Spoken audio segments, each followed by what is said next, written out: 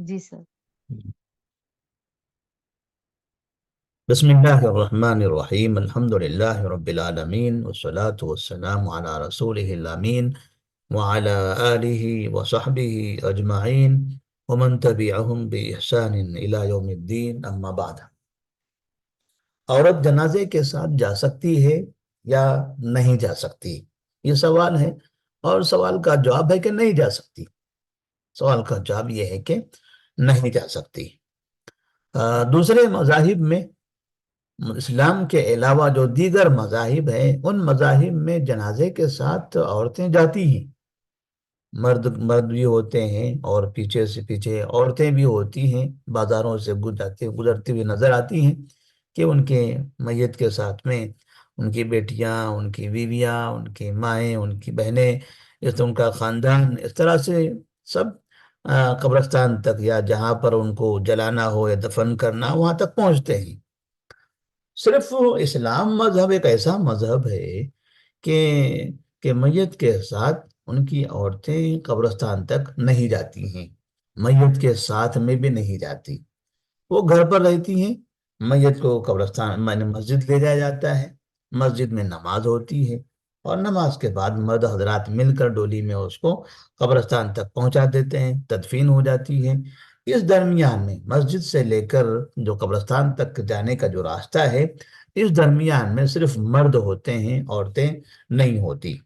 अगर मस्जिद में औरतों की नमाज की जगह मौजूद है तो औरतें वहाँ नमाज पढ़ने के लिए आ जाती हैं, नमाज जनाजा पढ़ती हैं। लेकिन नमाज जनाजा के बाद जब इस मस्जिद से कब्रिस्तान जाना होता है, तब वहाँ सिर्फ मर्द जाते हैं, औरतें वहाँ उनके साथ नहीं जाती। इसी तरह कब्रिस्तान में जहाँ पर तदफीन होती है, तो तदफीन में भी सिर्फ मर्द ही शामिल होते हैं, वहाँ पर भी औरतें नहीं आती। तो मुसलमानों के अलावा, इस्लाम मजहब के अलावा दीगर तमाम मजाहिब में घर से लेकर तदफीन तक औरतें साथ में होती हैं, लेकिन इस्लाम में ये मना है। नबी करीम सल्लल्लाहु अलैहि वसल्लम की हदीस है, उम्मे अतिया रज़ी अल्लाह ताला अन्हा फरमाती हैं कि नुहीना अन इत्तिबाइल जनाइज़ वलम युज़म अलैना। सही बुखारी और सही मुस्लिम में है।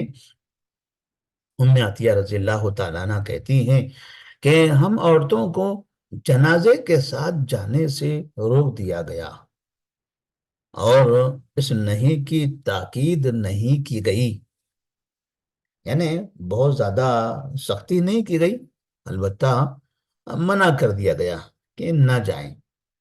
उम्मे आतिया रजी अल्लाह ताला अन्हा ये वही हैं जो इससे पहले ईदैन के नमाज के सिलसिले में फरमाती हैं कि नबी करीम सल्लल्लाहु अलैहि वसल्लम ने हमें हुक्म दिया था कि हम औरतों को ईद उल फित्र में लेकर जाएं। ईद उल फित्र है, ईद उल अजहा है, जैसे यहाँ पर है, देखिए।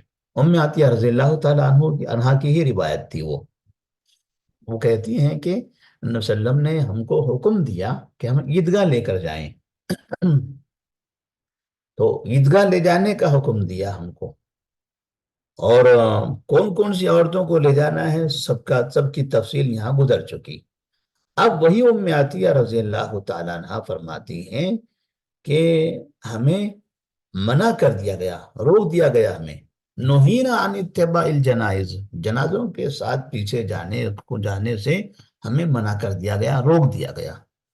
वलम युअज़म अलैना, और इस नहीं की ताकीद नहीं की गई, मतलब बहुत ज्यादा इस पर सख्ती नहीं की गई।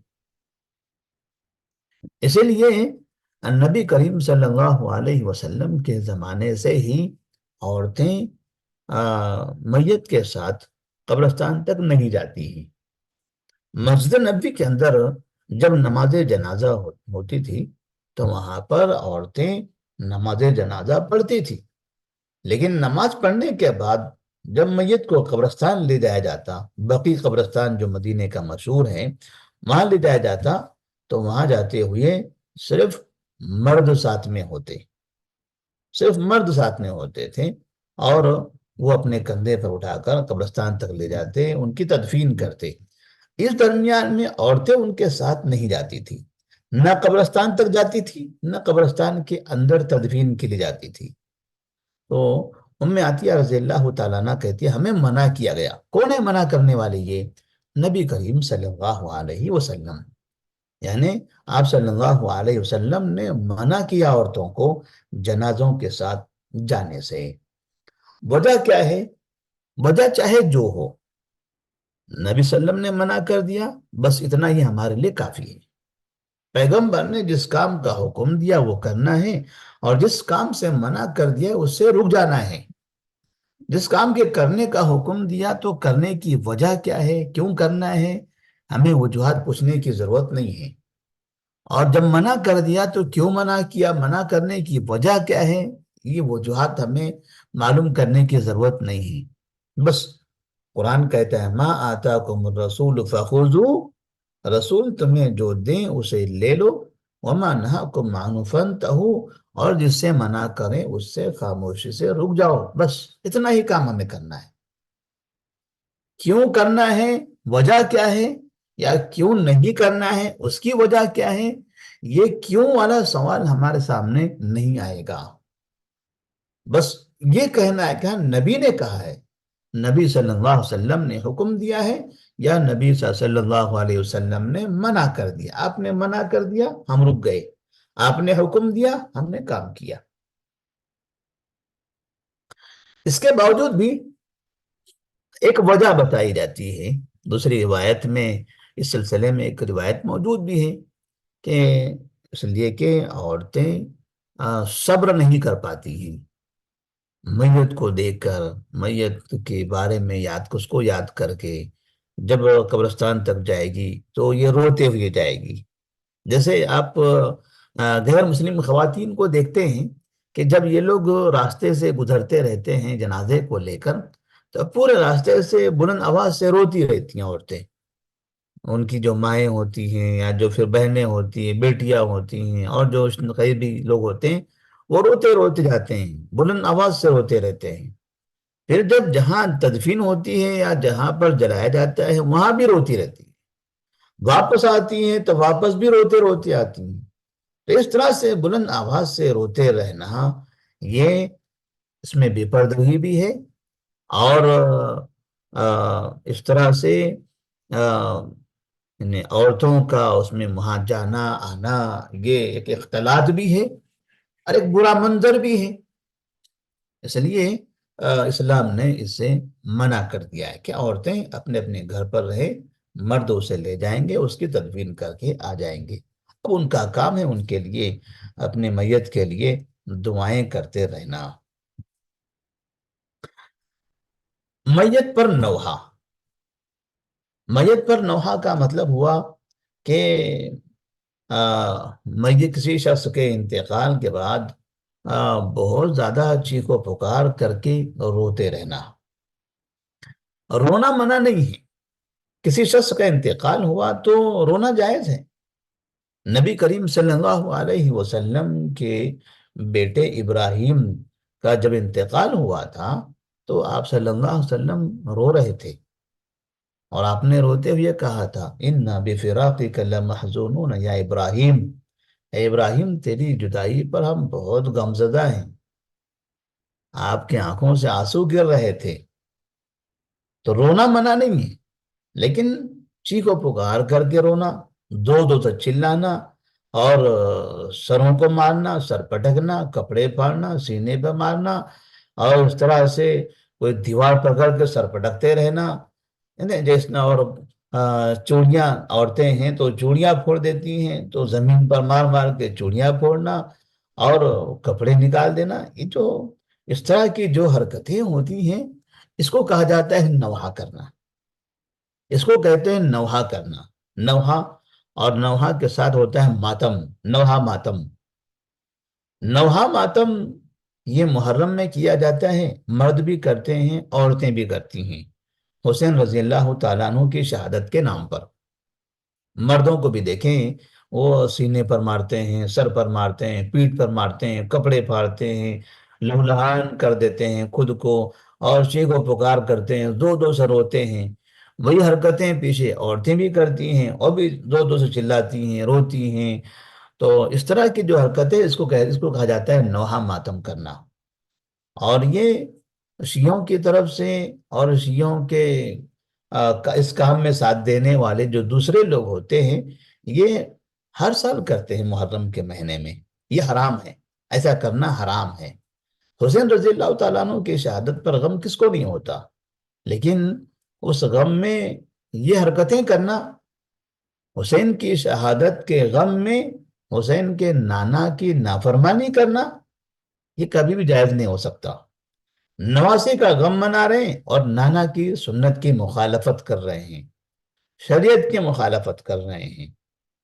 تو نانا افضل ہے یا نواسی افضل؟ ظاہر سی بات ہے نانا سید المرسلین محمد بن عبداللہ صلی اللہ علیہ وسلم ہے. ان کی نافرمانی تو کسی بھی صورت میں جائز نہیں ہے، چاہے خوشی کی حالت میں ہو یا غم کی حالت میں ہو، کبھی بھی جائز نہیں ہے. یہ کیسے ہو سکتا ہے کہ نواسے کا غم منائیں اور نانا کی مخالفت کریں؟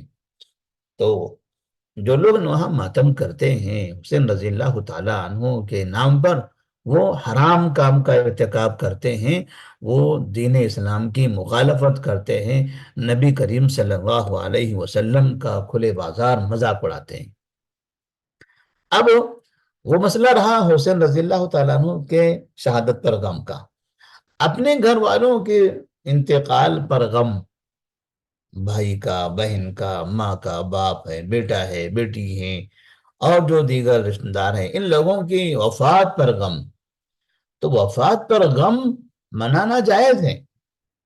جیسے آپ صلی اللہ علیہ وسلم نے ابراہیم کے انتقال پر آپ غم منایا، غمزدہ ہو گئے تھے. آپ نے کہا تھا ہم غمزدہ ہیں آپ کی جدائی پر، کیونکہ آپ صلی اللہ علیہ وسلم تقریباً 60 سال کی عمر کے قریب پہنچے ہوئے تھے. اللہ نے ایک لڑکا عطا فرمایا تھا اور پھر وہ بھی واپس لے لیا. بچپن میں ان کا بھی انتقال ہو گیا. آپ کے پاس اب جو بھی تھی صرف بیٹیاں تھی. تو نبی کو غم تو ہوا، لیکن اس غم میں آپ نے نہ چیخو پکار کیا، نہ آپ دو دو سے رونے لگے، نہ آپ سر پٹکنے لگے، نہ آپ نے کپڑے پھاڑے، نہ صحابہ نے اس طرح کی کوئی حرکت کی. کیونکہ یہ جاہلیت والی حرکتیں ہیں، غیر اسلامی حرکتیں ہیں. جو کفر پر ہوتے ہیں وہ لوگ یہ حرکتیں کرتے ہیں، اس لیے اس کو جاہلیت والا عمل کہا جاتا ہے. عبداللہ بن مسعود رضی اللہ تعالیٰ عنہ سے مروی ہے کہ رسول اللہ صلی اللہ علیہ وسلم نے فرمایا: لیس منا من ضرب الخدود وشق الجیوب ودعا بدعوى الجاہلیہ. وہ ہم میں سے نہیں ہے جو چہرے پر مارتا ہو، کپڑے پھاڑتا ہو اور جاہلیت والے جاہلیت کے طریقے کے حساب سے چیخو پکار کرتا ہو. جیسے بعض مرتبہ لوگ کہتے ہیں کسی کا انتقال ہو گیا تو کہتے ہیں اسے کیوں لیا اللہ، مجھے اٹھا لیتا، اس کی جگہ فنا کو اٹھا لیا ہوتا، اس کو اٹھایا تو نے اچھا نہیں کیا. میں نے اس طرح کے مطلب کہ اللہ نے کسی کو موت دی اور بندہ کہتا ہے تو نے اچھا نہیں کیا اس کو موت دے کر، یعنی مطلب اللہ تعالیٰ کا فیصلہ غلط، اللہ تعالیٰ نے غلط کام کیا ہے، آپ اس طرح سے بتانا چاہتے ہو. تو یہ اس طرح کے جملے استعمال کرنا، یہ تو انسان کو کفر کی طرف لے جاتا ہے. اور یہ کہنا کہ اس کو کیوں اٹھا لیا، اس کی جگہ مجھے اٹھا لیا ہوتا، اور حقیقت میں اگر اس وقت میں ملک الموت اس کے پاس پہنچ جائے تو یہ ہاتھ پیر مارنے لگے گا، نہیں نہیں نہیں مجھے نہیں، فلاں اس کو لے جائے، اسی کو لے جا، مجھے مت لے. جب اس کے پیچھے پڑ جائے ملک الموت، کہا ٹھیک ہے تو آنا چاہتا نا، چل تو چل میرے ساتھ. اگر کبھی ایسا اسی کو پکڑ لیا تب اسے سمجھ میں آئے گا کہ وہ جو بولا تھا اس کا انجام کیا ہے. تو اس طرح سے بعض مرتبہ لوگ غم میں اس طرح کی باتیں کرتے ہیں کہ اس کو اٹھانا اچھا نہیں ہے، مجھے اٹھا لینا، فنا کو اٹھانا اچھا نہیں ہے، فنا کو اٹھا لینا. تو اللہ تعالیٰ کے فیصلے کو غلط ٹھہرانا ہوا یہ. اللہ کے فیصلے کو غلط ٹھہرانا یہ کفری عمل ہے، یہ کفری عمل ہے۔ اسلام ایسی تعلیم نہیں دیتا، اسلام ایسی چیزوں سے روکتا ہے۔ یہ کائنات اللہ اللہ کے ہاتھ میں ہے۔ اللہ تبارک و تعالی جیسے چاہتا ہے ویسے کرتا ہے، یہ سب اللہ کی مرضی پر چلنے والا ہے۔ یفعل ما یشاء، وہ جیسے چاہتا ہے ویسے کرتا ہے۔ اس کی تدبیر، کون سی چیزیں دنیا میں کب آنی چاہیے، کب چلے جانی چاہیے، اللہ تبارک و تعالی ہی اس کے بارے میں بہتر جانتا ہے۔ تو لہذا ایسے وقت میں غلط قسم کی زبان سے جملے ادا کرنا، یا پھر اپنے بدن کو پیٹنا، سر پیٹنا، چہرے پر مارنا، اور کھنا خون کر دینا یا کپڑے پھاڑ دینا، تو یہ غیر اسلامی عمل ہے۔ اور نبی کریم صلی اللہ علیہ وسلم فرماتے ہیں کہ جو ایسا کرے وہ ہم میں سے نہیں ہے۔ اس کے بعد تعزیتی مجلسیں منعقد کرنا۔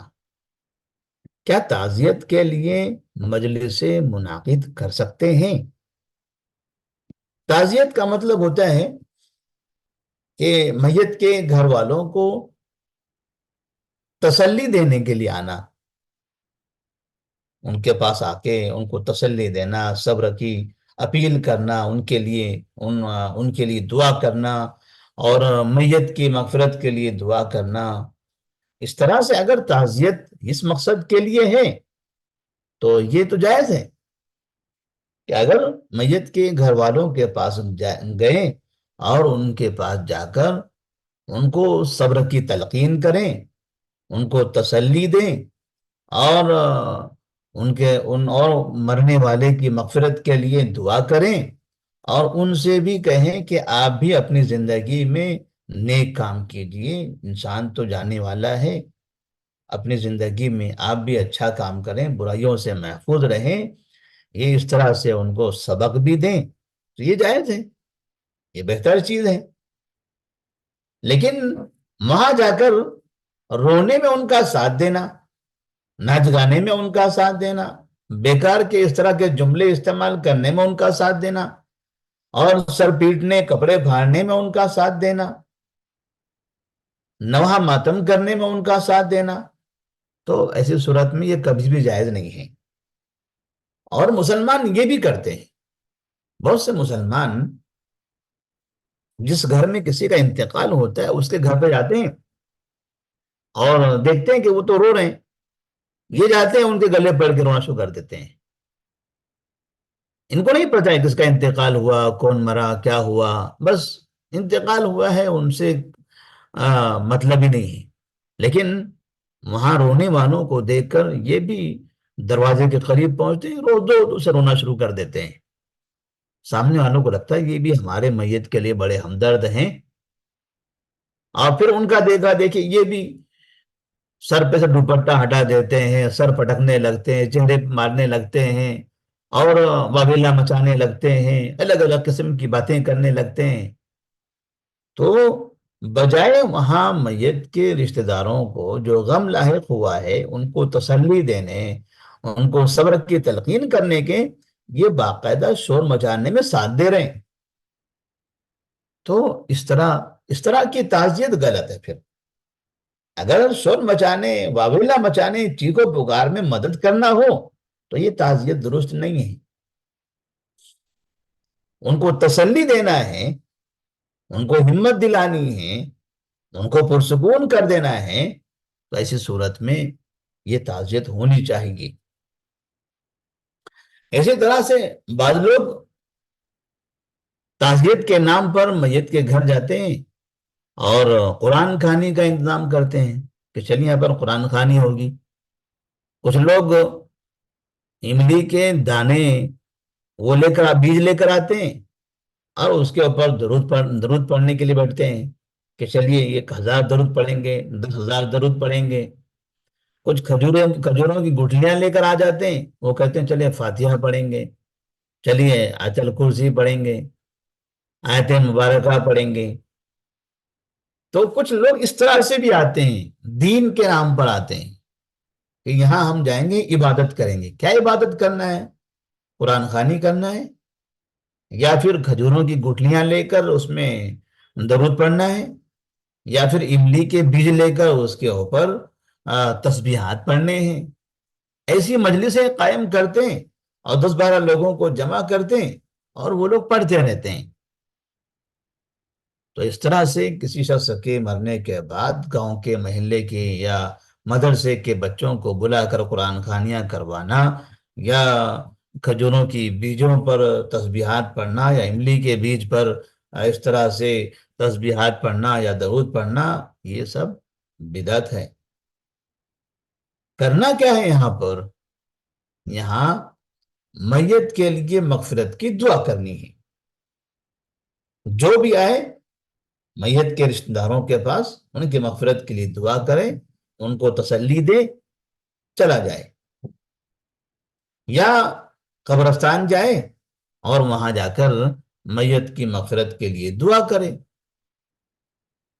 تو یہ عمل درست ہے، دعا کرنا ہے، نہ کہ اجتماعی دعا کر کے مجلس قائم کرنا، لوگوں کا جمگٹا بنانا، یا پھر مدرسے کے بچوں کو بلا کر قرآن خوانی کروانا، یا پھر محلے کے لوگوں کو بلا کر قرآن خوانی کروانا، یا پھر یہاں وہاں کے لوگوں کو جمع کر کے کھجوروں کی گٹھلیوں کے ذریعے تسبیحات پڑھوانا۔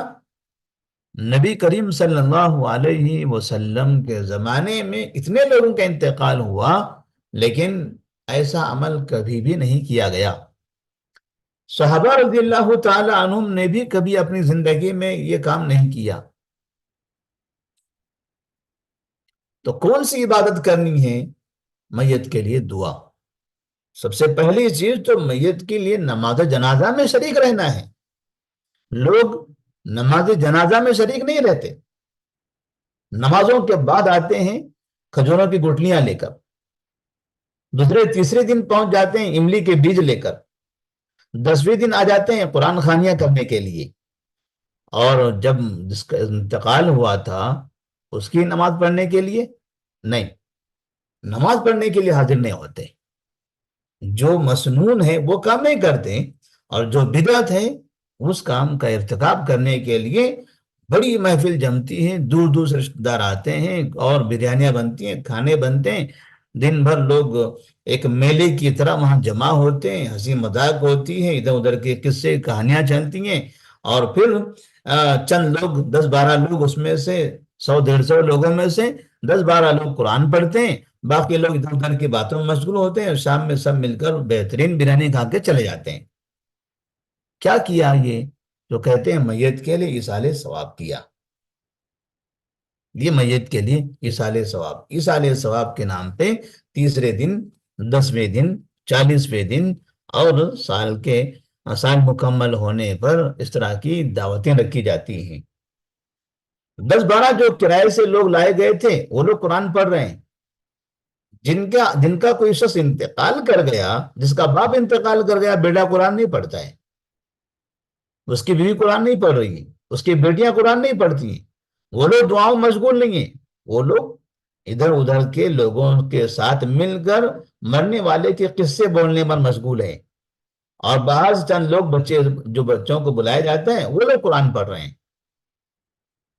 عبادت وہ لوگ کر رہے ہیں، تسبیحات وہ لوگ پڑھ رہے ہیں، درود وہ لوگ پڑھتے ہیں، فاتحہ وہ پڑھتے ہیں، یاسین وہ پڑھتے ہیں، آیت الکرسی وہ پڑھتے ہیں، اور جن کے گھر میں جن کا قریبی جس کا انتقال ہوا ہے وہ لوگ مہمانوں کے استقبال میں، بریانی بنانے میں، سامان خریدنے میں، اور اس طرح کی دوسری چیزوں میں مشغول رہتے ہیں، اور کہتے ہیں ایصال ثواب کا یہ کھانا کیا گیا۔ تو اس طرح سے یہ جو طریقہ ہے، یہ طریقہ نبی کریم صلی اللہ علیہ وسلم نے نہیں اپنایا۔ آپ صلی اللہ علیہ وسلم کی بیٹیاں آپ کی زندگی میں انتقال کر گئیں، زینب کا انتقال ہوا، رقیہ کا انتقال ہوا، ام کلثوم کا انتقال ہوا، بیویوں میں خدیجہ رضی اللہ تعالیٰ عنہ کا انتقال ہوا، اور آپ کے بیٹے ابراہیم کا انتقال ہوا۔ اس طرح سے صحابہ رضی اللہ تعالیٰ عنہم میں سے آپ کے چچا حمزہ رضی اللہ تعالیٰ عنہ کا انتقال ہوا۔ ایسے کئی لوگ تھے صحابہ میں سے جن کا انتقال نبی کی زندگی میں ہوا ہے، لیکن کہیں بھی ایسا ثبوت نہیں ملتا کہ اس طرح کی قرآن خوانیاں ہوئی، یہ 10ویں ہوئے، 40ویں ہوئے، برسیاں ہوئی۔ یہاں تک کہ آپ صلی اللہ علیہ وسلم کے انتقال پر بھی صحابہ رضی اللہ تعالیٰ عنہم نے اس طرح کی کوئی حرکت نہیں کی، اور نہ کسی صحابی کے انتقال پر ان کے بعد اماموں نے، محدثین نے، فقہا نے، امام ابو حنیفہ نے، امام مالک نے، امام شافعی نے، امام احمد بن حنبل نے، یہ چاروں اماموں نے بھی کبھی کسی کے مرنے پر قرآن خوانی نہیں کی۔ نہ قرآن خوانی کے انہوں نے فتوے دیے، نہ انہوں نے کھجوروں کی گٹھلیوں پر تسبیحات پڑھی ہیں، نہ املی کے دانوں پر انہوں نے فاتحے پڑھے ہیں۔ یہ عمل جو آیا ہوا ہے مسلم معاشرے کے اندر، یہ پتہ نہیں کہاں سے داخل ہو گیا۔ نہ نبی کا عمل ہے، نہ صحابہ کا عمل ہے، نہ تابعین کا عمل ہے، نہ تبع تابعین کا ہے، نہ ائمہ کرام کا ہے، نہ محدثین کا ہے، نہ فقہا کا ہے۔ پھر آیا کہاں سے یہ؟ تو یہ اس طرح کے اعمال یا تو کافروں کی طرف سے، کافروں کے رسم و رواج سے اسلام میں مسلمانوں کے درمیان داخل ہو گئے، یا پھر شیعوں کی طرف سے مسلمانوں کے اندر آ گیا۔ یا تو کافروں کی طرف سے مسلمانوں میں آیا، یا شیعوں کی طرف سے مسلمانوں میں آیا ہے۔ مسلمانوں کا یہ عمل کبھی نہیں رہا، یا تو یہ عمل کافروں کا رہا یا شیعوں کا رہا، لیکن مسلمانوں کا کسی بھی زمانے میں یہ عمل نہیں رہا۔ لیکن آج مسلمان یہ عمل کر رہے ہیں۔ تو اس طرح سے کسی کے انتقال کے بعد کم سے کم وہاں تو انسان کو عبرت حاصل کر لینی چاہیے۔ ایک انسان اتنی لمبی زندگی گزار کر چلا گیا، آخر اب وہ رب کے دربار میں حاضر ہوگا، وہاں حساب و کتاب دینا ہے۔ مطلب یہ کہ ہر انسان کو اس طرح سے جانا ہے تو اپنے جانے کی فکر کرے، وہاں جو برائیاں تھی برائیوں کو چھوڑے، خیر کا کام کرنے کے لیے آگے بڑھے۔ تو بجائے خیر کا کام کرنے کے، مرنے والے کے مرنے کے بعد پھر برائیاں کرتے ہیں، بدعت و خرافات کا ارتکاب کرتے ہیں، یعنی مرنے پر بھی ان کو کوئی غم نہیں ہے، اور نہ مرنے پر اپنی زندگی میں کوئی سدھار لانا ہے، بدعت کرتے ہی رہنا ہے۔ تو اس طرح سے ایسی تعزیتیں، مجلسیں جو بدعت پر قائم ہوں، تو اس سے مسلمانوں کو باز رہنا چاہیے۔ یہاں تک کہ یہ نماز جنازہ یا جنازے کے مسائل سے متعلق جو احکامات تھے وہ ختم ہو گئے۔ آپ لوگوں کے پاس کوئی سوال ہو اس سلسلے میں تو سوال کر سکتے ہیں۔ السلام علیکم ورحمۃ اللہ وبرکاتہ۔ وعلیکم السلام ورحمۃ اللہ بند کر دیجیے وبرکاتہ۔ ریکارڈنگ۔ جی سر۔